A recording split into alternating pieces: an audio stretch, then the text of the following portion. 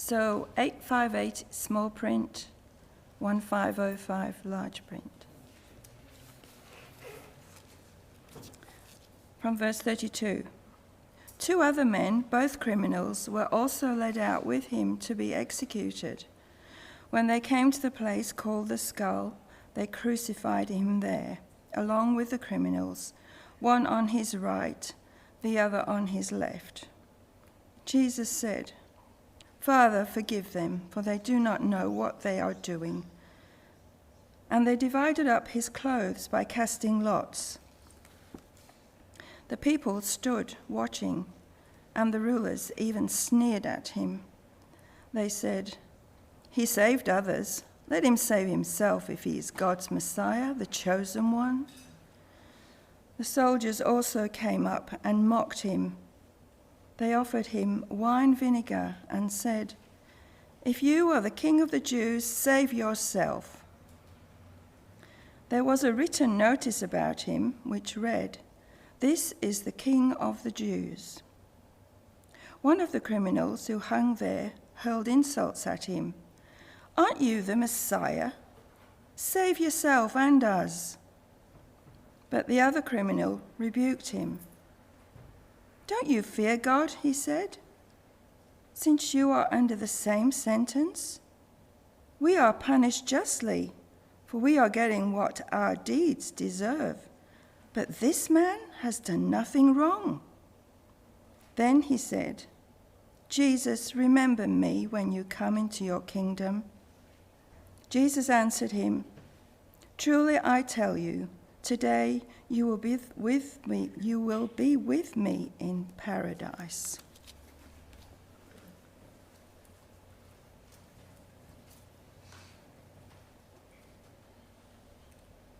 My special glass of water when I get a dry mouth. Nerves.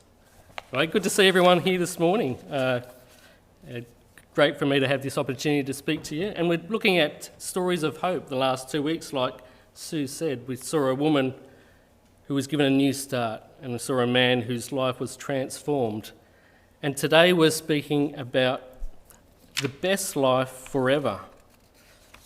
So I want you to imagine yourselves, what is this best life? What is the best life that you can imagine for yourself? And if we ask people outside, what does the best life look like? What components would there be in it? People would say maybe wealth or health, love, friends, happiness. That's always a big one, as long as you're happy. Well, are you in control of achieving any of that? So I've got a friend of mine, and his consistent saying to me is, "When I win the lottery." And I like his optimism. I haven't seen him buy a lottery ticket, which may reduce his chances by even more. But that's what he sees as his hope to get out of the situation he's in, for this good life he can imagine. And even if we do somehow, by some miracle or good luck, achieve the best life that we can imagine, enough wealth, enough health, enough friends, enough love, enough happiness, well, how long does it actually last? My grandmother, when she turned 90 and we had her birthday celebration, she got up and gave a fairly short speech, and it went something like, "I never recommend anyone get old ever again. All my friends are dead." And the reality is that death comes to us all. If we live a long life, we do see others that we love pass away before us. Our world is broken and we can't control it. And the Bible tells us that our world is broken because we've rejected God as our ruler and we're trying to rule life our own way. Isaiah says, "All like sheep have gone astray, each person has turned to their own way."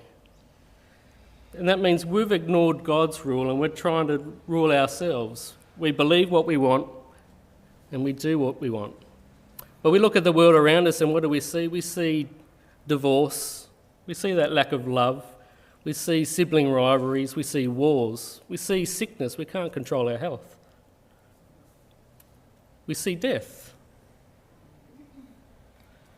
So in that world of pain, we see that we're not in control. If we were all in control and could do the things and achieve what we want, we wouldn't be here, and we wouldn't be old, and we wouldn't be sick, and our friends wouldn't die. Now, this is supposed to be a sermon of hope and the best life forever. If you heard our story and you heard my intro, you'd be forgiven to think that you've come on the wrong day. But I assure you that this story that we've had read is a story about hope, and it's about the greatest hope.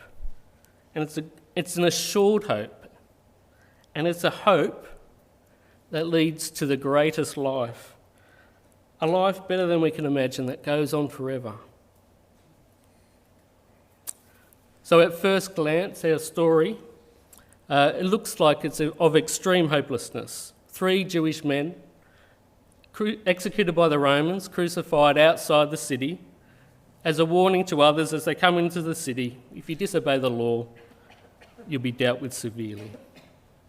But when we look at the passage closer and understand who it is that's being crucified, we'll see that there's much more going on here. Who is this Jesus bloke, and why is he being crucified? So like we said before, the last 2 weeks we've heard stories about people who've met Jesus, the Samaritan woman who's given a fresh start, the tax collector, this traitor to his own people who's ripped off his own people, worked for the Romans, has a transformed life. He gives away half of his stuff to the poor and pays back anyone he's ripped off 4 times over. And Jesus' popularity grows and it grows, and by the time he reaches Jerusalem, the people are praising him as king, as a promised king they've been waiting for. So we get to our story. Suddenly Jesus is on the cross. So from verse 32, 2 other men, both criminals, were also led out with Jesus to be executed.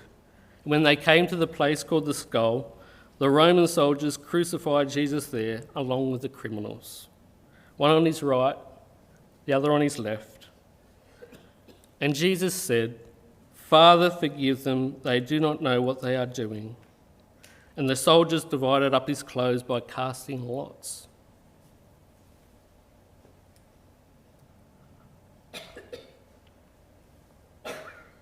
So how did Jesus go from being hailed as this coming king to being on the cross? Well, the Jewish leaders, they'd plotted to kill Jesus. They were jealous of his popularity and they didn't like the way he criticised them. One of Jesus' own followers betrays him. And when Jesus gets arrested, the rest of his followers desert him. He's found not guilty by the Roman governor, but the crowd call out for him to be crucified anyway. And the Roman governor gives in to their demands. He has Jesus brutally whipped and crucified. And still Jesus is asking God to forgive them. We see Jesus asking God to forgive them as he's being pierced by the nails through his hands and through his feet. Now, I'm not sure, but I don't think anyone else will be thinking of those executing them rather than themselves when they're put in that position. And it gives us a hint about who this guy Jesus is and why he's on this cross. So continue on verse 35. The people stood watching and the rulers even sneered at him. They said, "He saved others. Let him save himself if he is God's Messiah or the Christ, the chosen one." This Christ, this chosen one, who are they talking about? Well, 1,000 years before, God promises King David, the great Jewish king, that one of his descendants would be on the throne forever. They were promised this forever king who would defeat all the people's enemies. Not only that, but in Psalm 110, verse 4, we see that he is also a forever priest. This great king who would intercede for the people, between the people and God forever.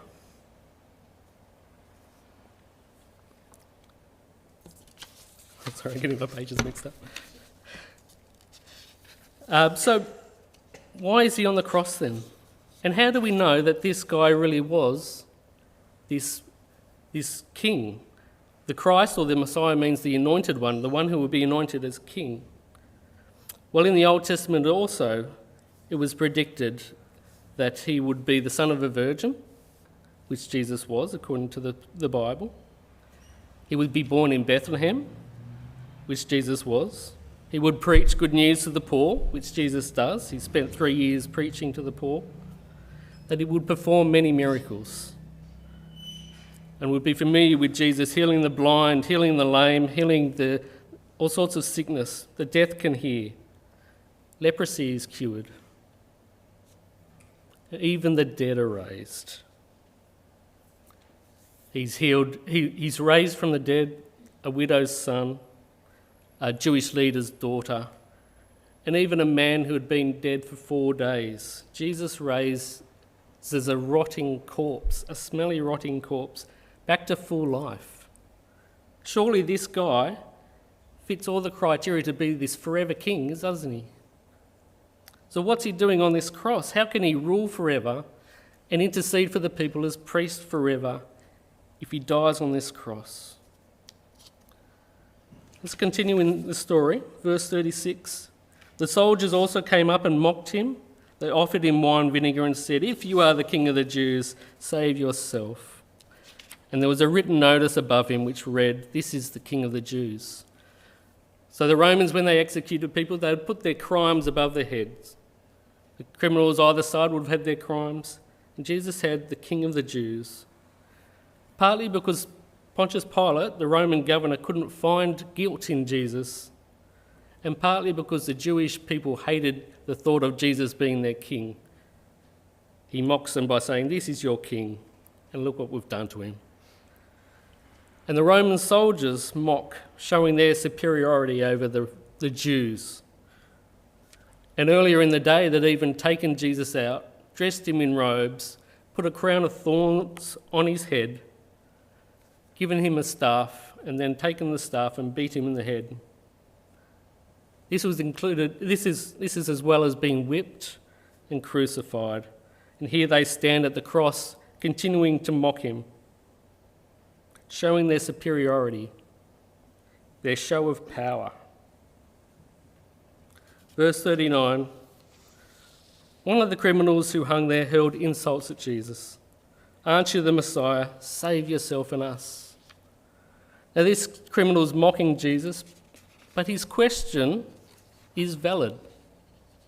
If Jesus is the Christ, the Messiah, then surely he can save himself. And how is he going to rule forever and defeat the enemy if he dies here on the cross? Well, we see another person who was foretold about in the Bible too, one known as the suffering servant.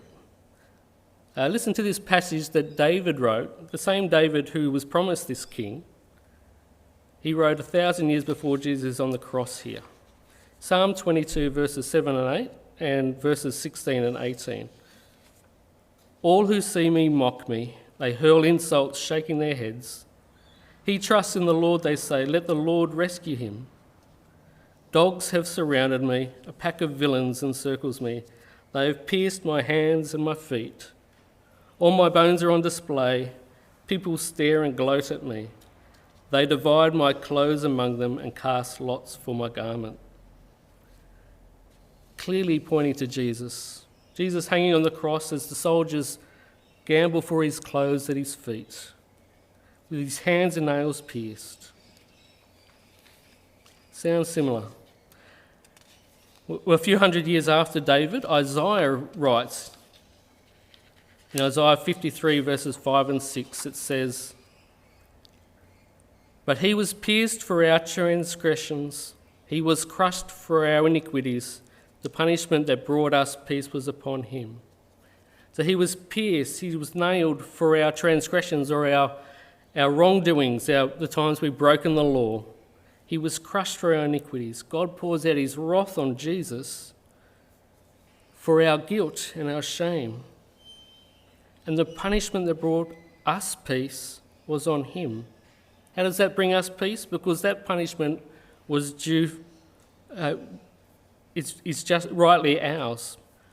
But God places it on Jesus so that we can have peace with God. And by his wounds we are healed. We're healed of the guilt and the shame. And we're also healed of the penalty of eternal death. Verse 6 says, "We all like sheep have gone astray. Each of us has turned to our own way. But God has laid on Jesus the guilt of us all." Now, Jesus wasn't some innocent victim in God's vengeance against mankind. Jesus is innocent, yes, but he also was a willing participant. In fact, Jesus had explained to his followers on his way to Jerusalem that he was going to die. It was planned. He was laying his life down for the sheep. Remember them? That's us, the sheep that had gone astray. But Jesus also said that he would take his life back up again. He would be raised from the dead. Now, at Easter, we celebrate the death of Jesus in our place on Friday, Good Friday. And we celebrate his resurrection back to the dead on the Sunday. Because Jesus doesn't stay dead. He pays for sin on Friday and he conquers death on the Sunday. So Jesus is this victorious king.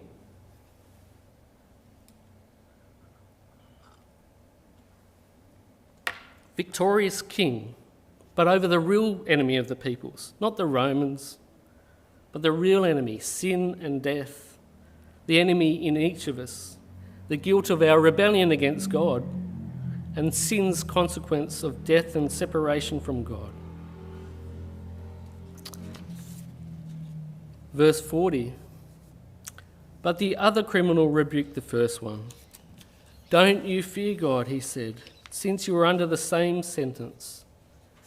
We are punished justly, for we are getting what our deeds deserve. But this man, Jesus, has done nothing wrong.' Then he said, 'Jesus, remember me when you come into your kingdom.'" So something happened when this criminal meets Jesus. He sees Jesus' innocence. He acknowledges his own guilt, that he's getting what he deserves, but he sees that Jesus has done nothing wrong. And he sees how different Jesus is to the other rulers, the other leaders. The Jewish leaders who plot to kill those who say things against them, like they've done with Jesus. The Roman rulers who just have people executed if they get in the way or annoy them. But Jesus shows his power through his love and helping others. He's crying out for forgiveness for the people. He's interceding for them like a priest would. So while other leaders bring oppression and destruction, Jesus brings restoration, forgiveness, community, and life. So this criminal would have heard the stories of Jesus, the things that he'd done, and now that he's seen Jesus' character up close, how Jesus calls for God to forgive, even while he's being physically and brutally hung on a cross. The criminal recognises that Jesus is the good king that was promised, and he realises he wants to be in his kingdom. That's why he says, "Remember me when you come into your kingdom." He doesn't know how it's going to come about, but he recognises that Jesus is the king. Finally, he has real hope, and that real hope is in Jesus' kingship. Well, does Jesus disappoint? Of course not. Jesus answers him, "Truly I tell you, today you will be with me in paradise." What a promise. The great forever king, the great priest who performs the great sacrifice, promising paradise to this guy. A life where there is no more sin, no more sorrow or tears, no more sickness or death, just a fulfilling life of joy and celebration, living with God, at peace with God, at peace with one another, and with Jesus ruling as the King, the loving King forever. It's a life better than we can imagine. And what does this guy have to do to get there? Just trust in Jesus. And this life is also available to each of us, because Jesus has died for the sin of all the rebellious people. That's all of us. And we too can come into his great kingdom if we accept him as our king. We just need to ask. The criminal didn't need to do anything. He didn't have to make up for the things he'd done wrong. That day he dies, but that day he goes to heaven because he trusts in Jesus.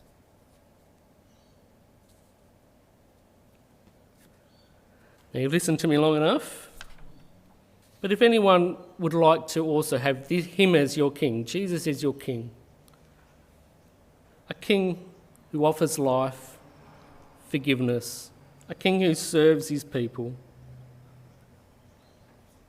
a king who will reign forever, then you have an opportunity to ask to be in his kingdom, and he will accept you. Now, you can talk to me after the service if you'd like to ask me any questions, or you can talk to a good Christian friend. But I'm going to give people the chance to ask Jesus to be their king right now. And people at home, your chance to ask Jesus to be your king also. So you can just follow along in your head and say amen if you agree. Dear God, we acknowledge that we do the wrong thing and we serve ourselves, but we want Jesus as our king. We thank you for his sacrifice, the way he takes our punishment for us to make open a way of peace with you. We thank you that he rules forever and we want to be in his kingdom. Amen. Thanks.